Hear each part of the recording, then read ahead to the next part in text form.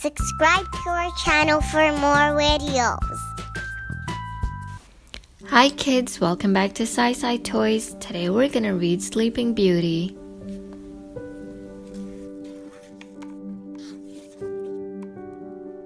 Long ago, there lived a good king named Stefan.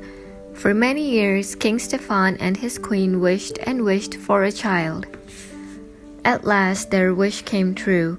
The king and queen named their daughter Aurora. A great feast was planned to celebrate the birth of the new princess. Everyone in the kingdom came to the feast. King Hubbard arrived with his son, Prince Philip. The two kings decided that one day Philip and Aurora would marry. That way our kingdoms will always be united, King Hubbard told his son. 3 good fairies came to the feast. Each had a special gift for the princess. Flora waved her wand. "I give you the gift of beauty. My gift shall be gift of song," said Fauna. "And my gift," began Merryweather. Suddenly, a blast of wind blew open the castle doors. A bright flame filled the room. Then the wicked fairy Maleficent appeared from the flame. "You did not invite me to the feast, King Stefan, but I, too, have a gift for the princess." Maleficent pointed at the cradle. "Before the sun sets on her 16th birthday, the princess will prick her finger on the spindle of a spinning wheel, and she will die." "Seize that creature," shouted the king, but Maleficent disappeared in a cloud of smoke. Luckily, Merryweather still had her magical gift to give. The good fairy could not undo the evil spell, but she could soften it. Merryweather waved her wand. "Sweet Aurora," she said, "not in death, but just in sleep, the fateful prophecy you'll keep. From the slumber you shall wake, when true love's kiss the spell shall break."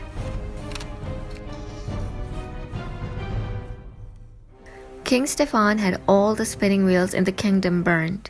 "If there are no spinning wheels," he told the queen, "our daughter will be safe from harm."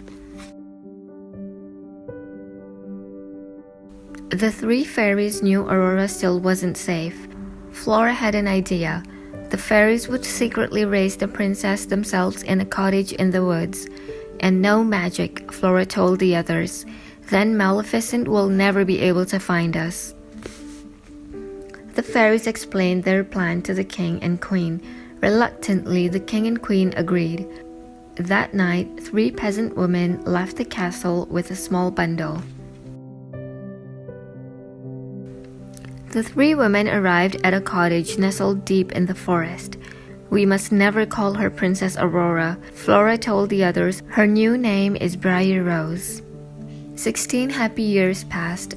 Briar Rose grew into a lovely young woman. She did not know she was a princess, and she has never heard of the evil fairy. But Maleficent had not forgotten the princess. For years her soldiers had searched the kingdom. At last they gave up. "We checked every cradle," they told Maleficent. "Fools," she shouted. "You've been looking for a baby all these years?" Maleficent turned to her pet raven. "You are my last hope. Search for a maid of 16 with hair of gold. Go and do not fail me." The raven flew off into the night.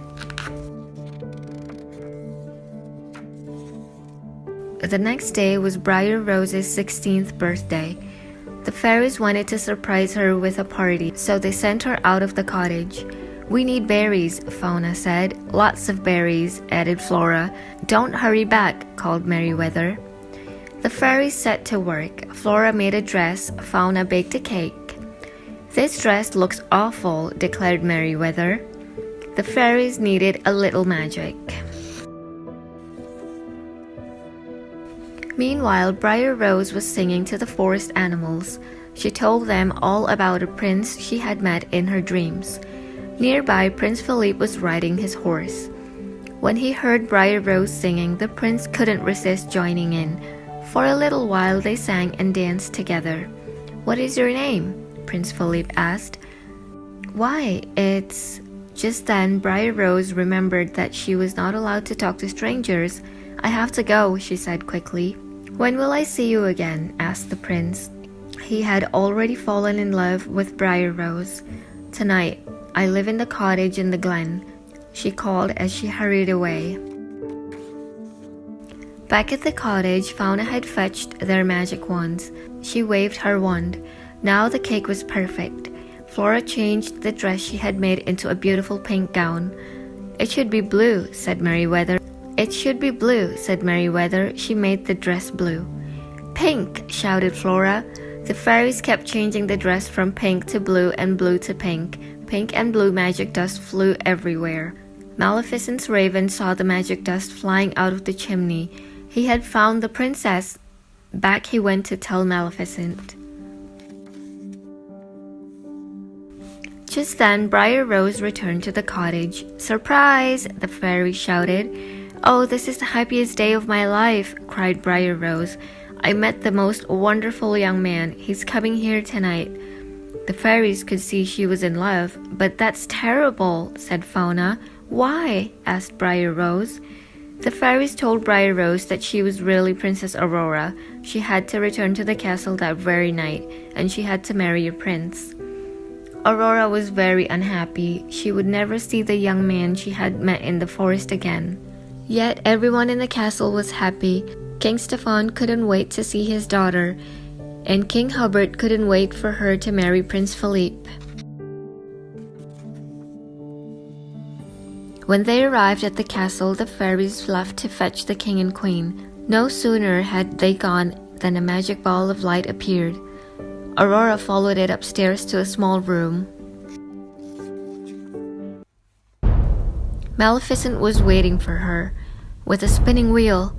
Aurora had never seen a spinning wheel before. She reached for the spindle. Touch it, Maleficent hissed. Aurora touched the spindle and fell into a deep sleep. The three fairies had been searching for Aurora. They found her laying on the floor, fast asleep. The fairies placed the princess on a bed. She will sleep until she is kissed by her true love, sighed Flora. Perhaps he is the young man she met in the forest. He was coming to the cottage tonight, remembered Merryweather. Let's meet him there, said Flora. But first, let's put everyone in the castle to sleep. That way no one will know what has happened.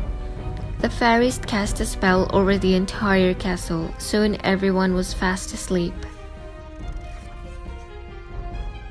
Prince Philippe had already arrived at the cottage. He had decided to marry the girl he had met in the forest instead of Princess Aurora. Maleficent's soldiers were waiting for him. They tied up the prince and brought him to the Forbidden Mountains.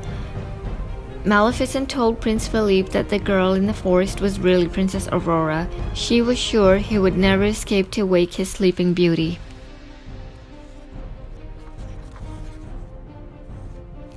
But the three fairies realized what had happened. They sneaked into the dungeon and freed the prince.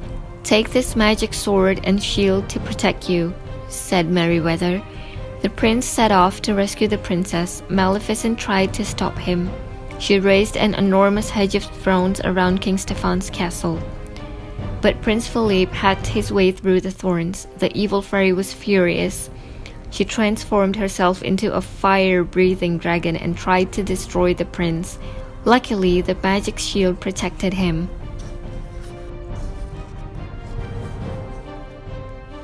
Finally, the prince saw his chance. He threw the sword at the dragon's heart. That was the end of the dragon, and the evil fairy too. The prince entered the palace yard. Everyone was sleeping. He raced up the stairs to the tower. He found Princess Aurora asleep on the bed. As soon as he kissed her, Aurora's eyes opened. The spell had been broken. Everyone else in the castle woke up too.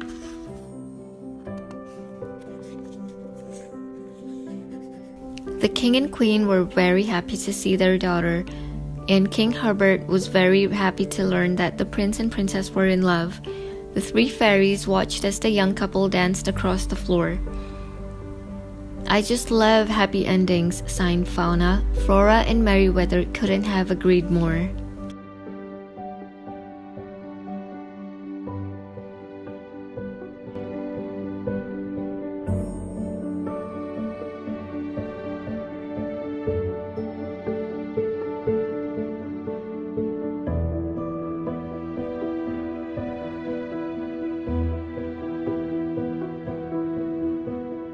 Bye.